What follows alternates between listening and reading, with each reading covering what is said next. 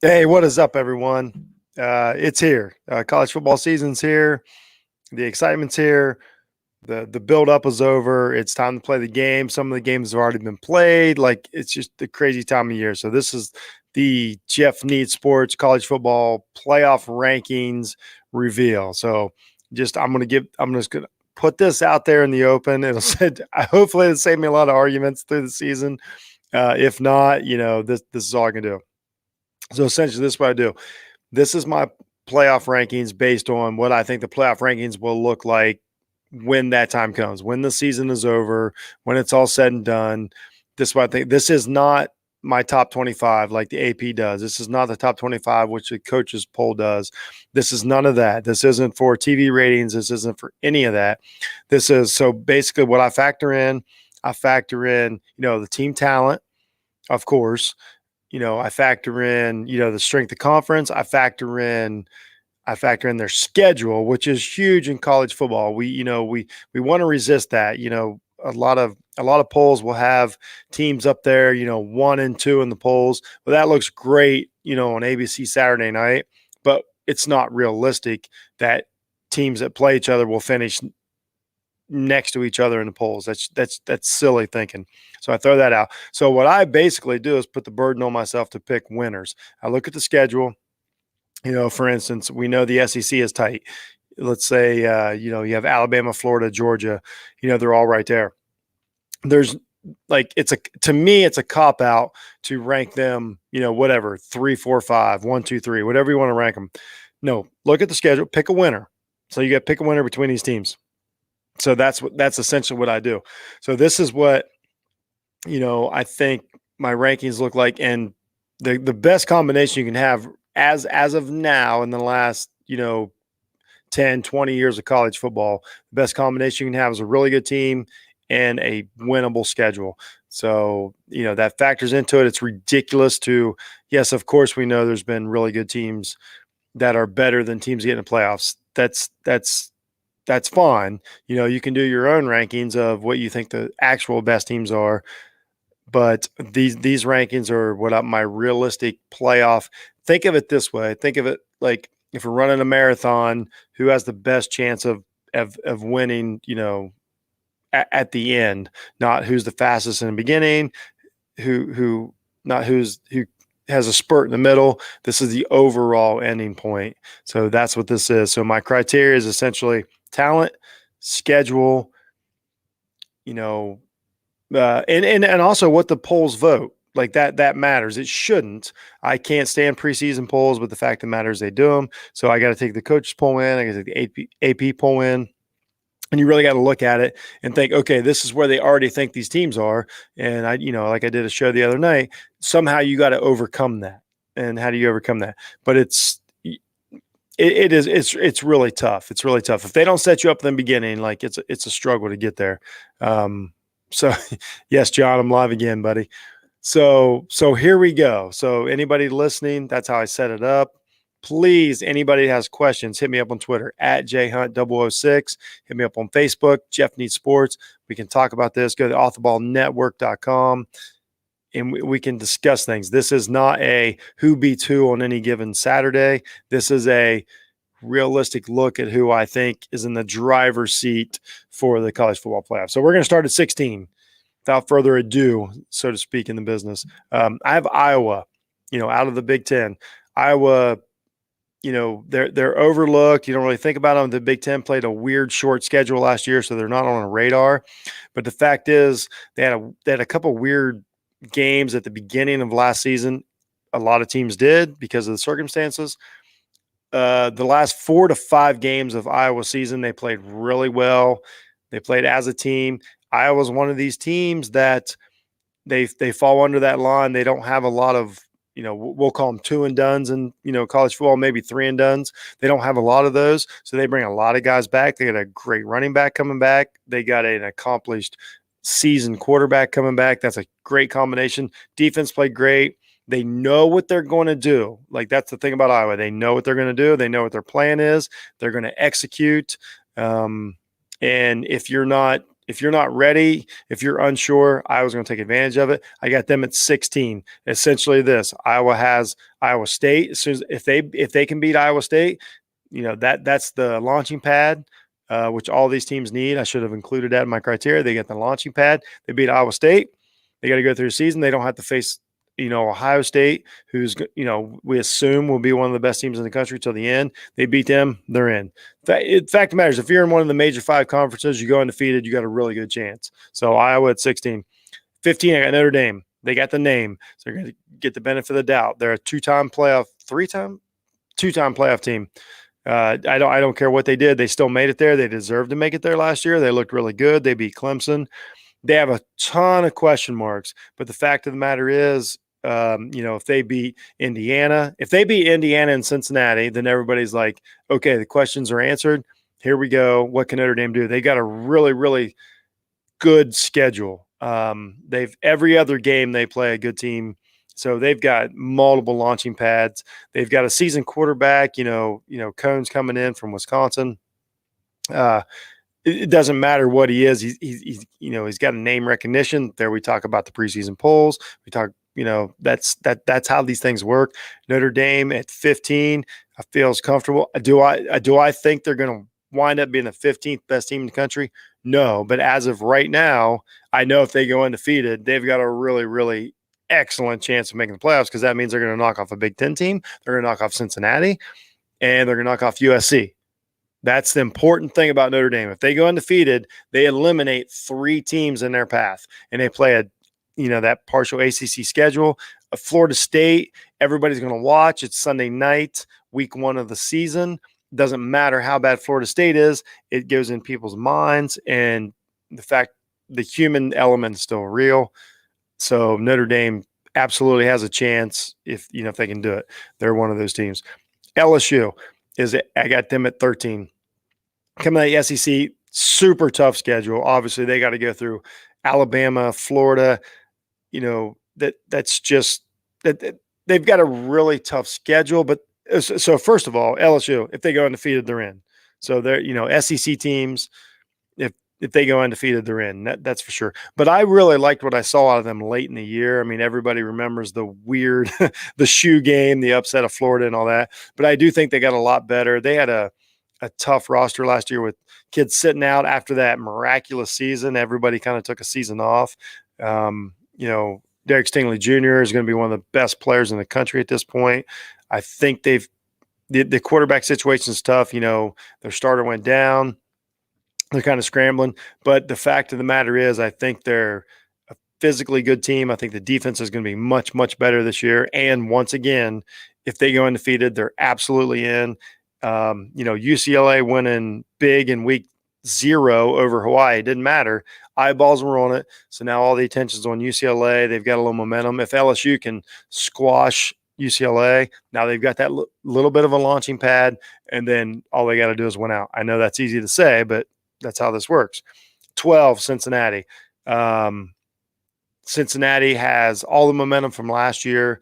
A lot of people argued they should have been in the playoff. Of course, we know they shouldn't. But this year they do have IU, Indiana University, and Notre Dame on their schedule. If they can knock those 2 off, then they've got their conference schedule that they can go through. But that conference is a little more respect. It's one of these things people kind of now we've got the momentum of expanding the playoffs. So, now's the time for Cincinnati to strike. They're going to get all the credit in the world this year for people to say, wait a minute. And they went toe to toe with Georgia last year. Basically the same Georgia team coming back this year that I have later in the thing. So Luke Fickell is, he's one of the hottest coaches in the nation. The talk is like, what's Cincinnati going to do? Once all these conferences combine and figure out what they're, all these things. So they're just the hot name. They have to go undefeated. There's no question about it. It doesn't matter what anybody else does. Cincinnati has to go undefeated. But Cincinnati goes undefeated. They've put themselves in the argument of regardless the top 5 to 6 teams in the country. So now we're down to a debate, and now we're looking at it. Once again, they'll have Indiana and they'll have Notre Dame on the schedule. That means they've eliminated Indiana. They've eliminated Notre Dame. There we go. So number 11, I've got Oregon. Here's the thing about Oregon. they get a lot of credit because the preseason polls have them up higher. I'm always a firm believer the preseason polls are based on television ratings. I'll tell you that straight up. I think Oregon is ranked way higher because they play Ohio State week 2. I know they have a good defense coming back, but I think it's exaggerated. It's rare to have a team with such questions at starting quarterback come in and they get the 11th ranking in the country after coming off a season that was so. But the fact of the matter is, they get that 11 spot. All here's the thing with Oregon: they have to beat Ohio State, and then the path is set. That's all that matters. They have to beat Ohio State week 2, and then they can figure it out. So regardless of whether they're ranked 25th, 11th, 100th, doesn't matter. They beat Ohio State, and now they get the path in front of them because they get to knock off USC. They get the winter conference. I think the Pac-12 has to go undefeated to get in the playoffs. I'm pretty sure of that, depending on how well it goes. Once again, UCLA knocks off LSU. I think Arizona State's going to be really good. I think they can. I hope they sneak into my Super 16 by the end of the season. I don't know yet, but we'll wait and see. But as of now, I've got Oregon at 11, and I keep reminding you, this is like their starting blocks. This is not how good I think they are, but unfortunately, I don't get to make all the decisions. At 10, I got Florida. It's as simple as this. I think Florida is better than most people do.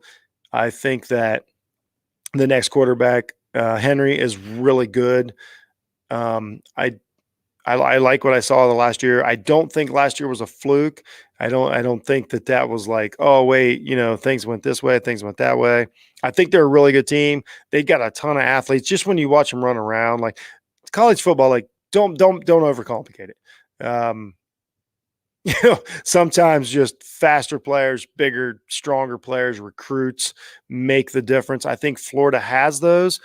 And I think they're also in the position, once again, if Florida goes undefeated, their schedule is going to look amazing. They're going to have, LSU. They're going to have Georgia. Obviously, they're going to have Alabama if they get there. And they're going to have, I believe, I believe have Miami on the schedule this year, possibly Florida State. I can't remember if they're doing the Florida Cup this year. Regardless, let's just put it this way. Florida goes undefeated, they're in the playoffs. It's as simple as that. I've said it already about the SEC. We're beating a dead horse. Now here, moving on.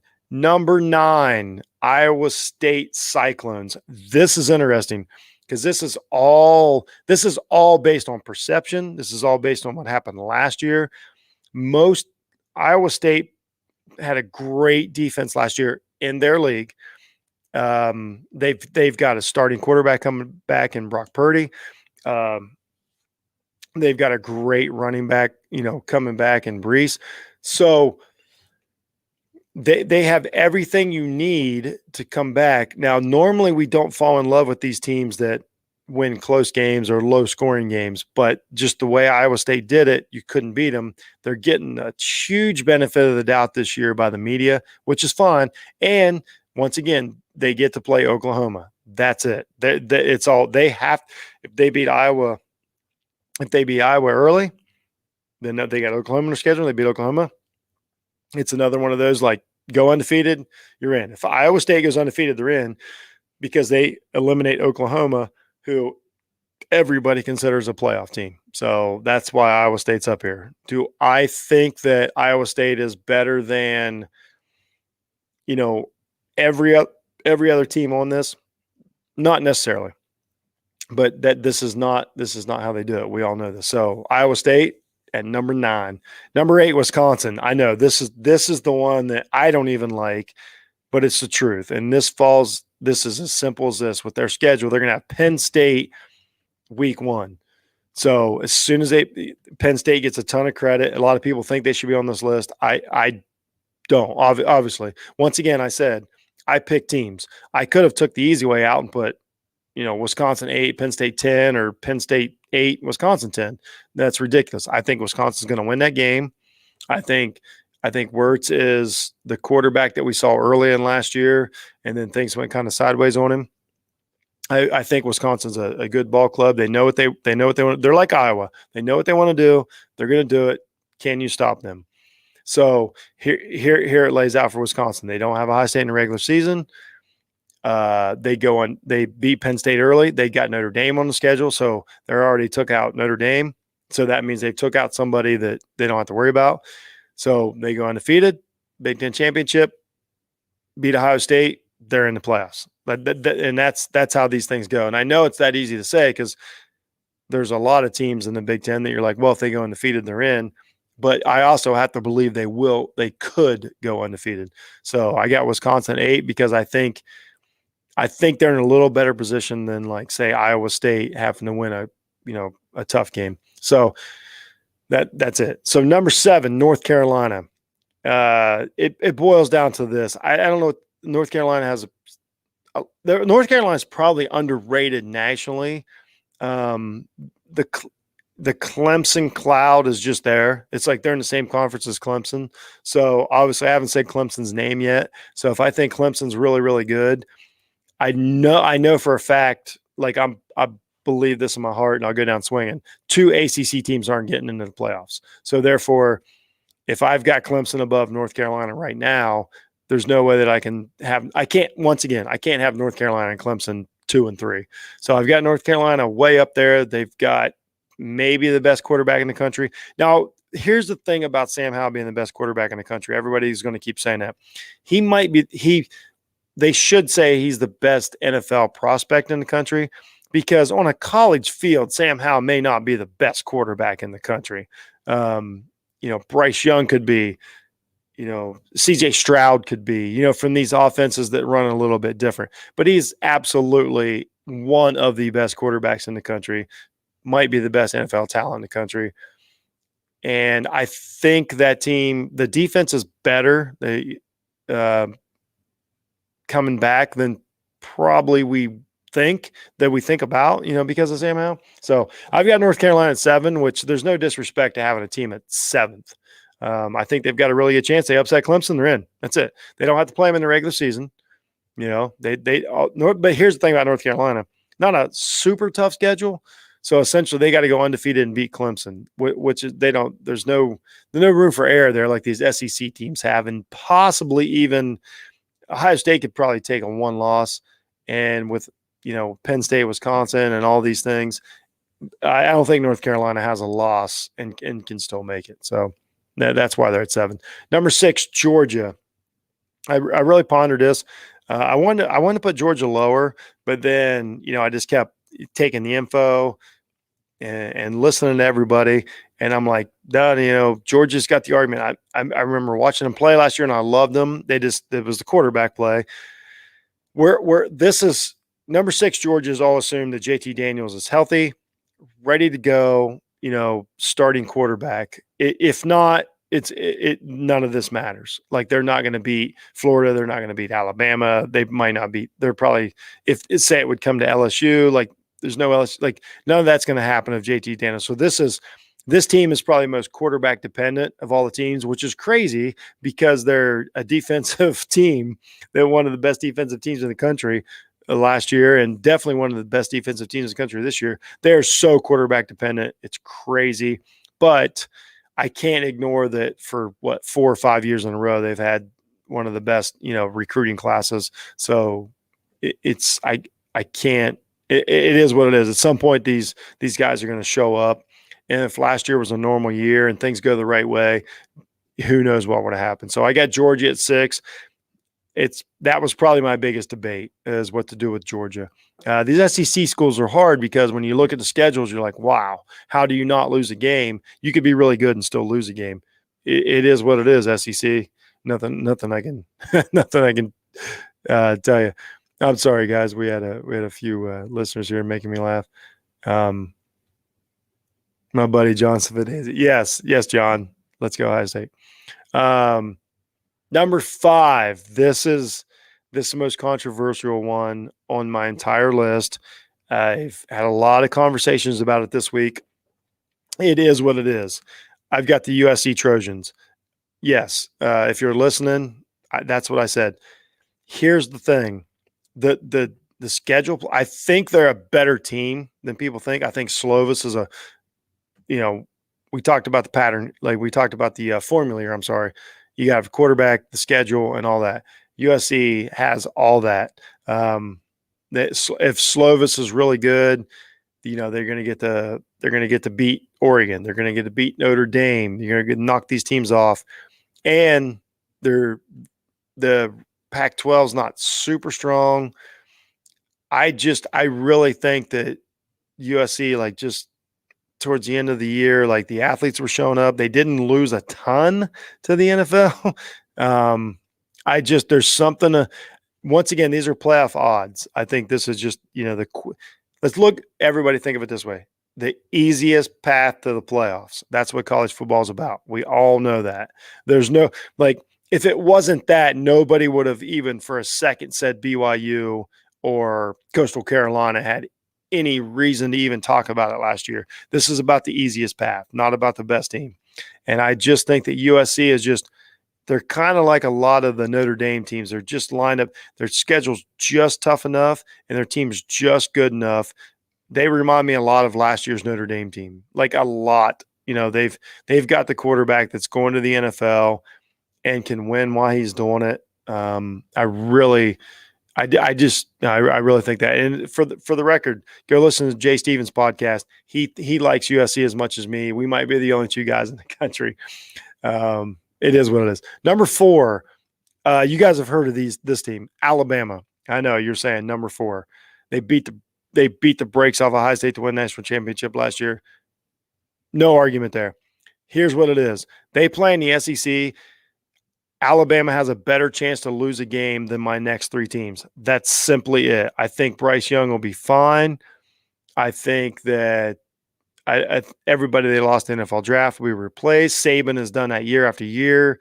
Athletes after athletes after athletes, just like we talked about Georgia. That's what the recruiting classes are for. I simply just think that Alabama has more hurdles or stumbling blocks or whatever cliche you want to use that they can accidentally lose a game because of injury. Alabama's won national championships with backup quarterbacks. That's how good they are. And so, a team like Ole Miss may just out of nowhere knock them off like they have several years ago. That doesn't mean they're worse than any team on here. It just means that schedule's rough. For Alabama to go undefeated this year is whoever goes on. If anybody would go undefeated in the SEC, they're going to the playoffs, 1 seed. I don't even want to talk about it. They may not even have to. They might just give them the trophy. But I got Alabama at 4, just based on strength of schedule, and they do have Bryce Young this is his first year at starting quarterback, so to speak. So I suppose that's a slight knock. I don't know what to do. Saban's running a machine down there for sure. Number 3, Ohio State, and this is simply Ohio State's uber talented. The recruiting classes. We just talked about it. C.J. Stroud, first time starting quarterback. He got the nod. Would I put them at 3 because their schedule is much easier than Alabama's schedule? Do I think Ohio State can lose a game? I absolutely do. I'm not sure if they can lose a game and still get in the playoffs, but I know they're on the cusp. Obviously, it's one of these things. This is where you start talking about they need to beat Oregon. Oregon needs to do good, blah, blah, blah, blah, blah, blah.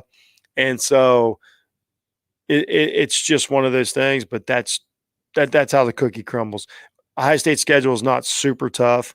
If I think Iowa's as good as they are, even if that's who I apologize. We're close to Buckeye kickoff.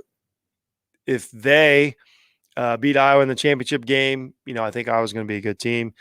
I think Ohio State's really talented. I think their defense is going to be a little better. I don't think it has to be perfect to win the Big Ten, and I don't think it has to be perfect to beat Oregon. But the truth is that it's there. If Stroud's just fine, I think we get too hung up on these quarterbacks to where, oh, wait, they got a new quarterback. Well, most college teams get a new quarterback because if you're really good, you're not there very long. And, the most you're going to be there is a couple years. So I'm not too hung up on Stroud as a first game quarterback. And, the backups are pretty good. The running backs, they're 4 deep. They might be able to fight through a game. Defensive line looks really good this year. It's all about the secondary, but the fact of the matter is, High State schedule isn't super tough, so it should all be laid out for them to be the number 3 seed in the playoffs. Number 2, Clemson. It's simply this, guys. DJ Ucla. I apologize, EJ. I apologize every time I say your name. I'm from Ohio. It's not natural to me. But anyway, he got enough time last year that he's not even he had to get some real time, the Notre Dame, like some real time last year on a playoff team. So he's got that out of the way. Clemson's defense, they roll, I think it's 9 guys back. They're going to be really good, even though they got blasted, versus High State in the playoffs, blasted versus LSU. They're still good. They're veterans.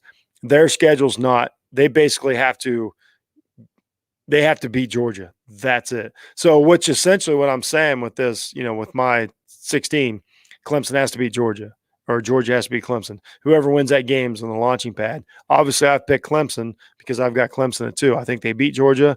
The rest of their schedule, they're going to be favored every game. They're going to have maybe UNC in the championship game.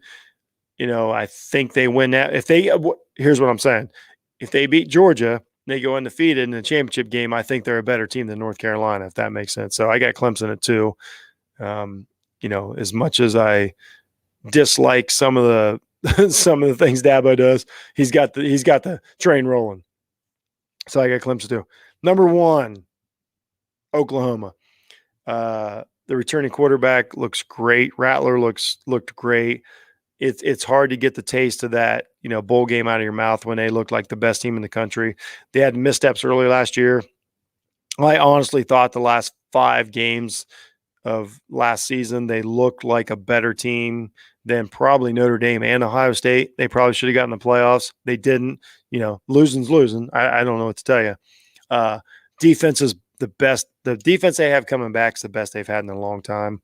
So if they can play a little defense, they're going to get a chance to, it's tough because also their schedule isn't great. It's not a murderer's row or anything like that. They'll get, people will be like, cool, they beat Texas and things like that. Iowa State's huge. They've got to whoop. I think they have to, basically, I think their schedule boils down to they have to whoop Iowa State. They have the most, I would say, like when Vegas, if you really looked at the Vegas line, they probably have the best odds of going undefeated, based on their schedule. They'll be favored in every game. And they're going to be a really, really good team. So at the end of the day, I got Oklahoma as number 1 right now. Obviously, after this weekend, either Miami's going to lose or Alabama's going to lose. In a couple of weeks, Oregon's going to lose or Ohio State's going to lose. Wisconsin's going to lose or Penn State's going to lose. I know Penn State's not in there, but what I'm saying is Iowa State are going to play. These things are going to change rapidly, but this is how I see my Super 16 as of right now. I want to thank everybody for watching. I want to thank everybody for listening. I'm going to try and do this every week. We got a lot going on at Off the Ball Network right now as far as content, but this is how I see it. This is my playoff rankings. This isn't for TV ratings. This isn't for water cooler talk. This is what I really think the odds are going into the season, and I'll stand by it. So thanks everybody. Check out Jeff Needs Sports. Anywhere you get your podcast, check out offtheballnetwork.com. We got a lot of great stuff going on there. Find me at JHunt006 on Twitter, and I'm out. Have a great week, everyone.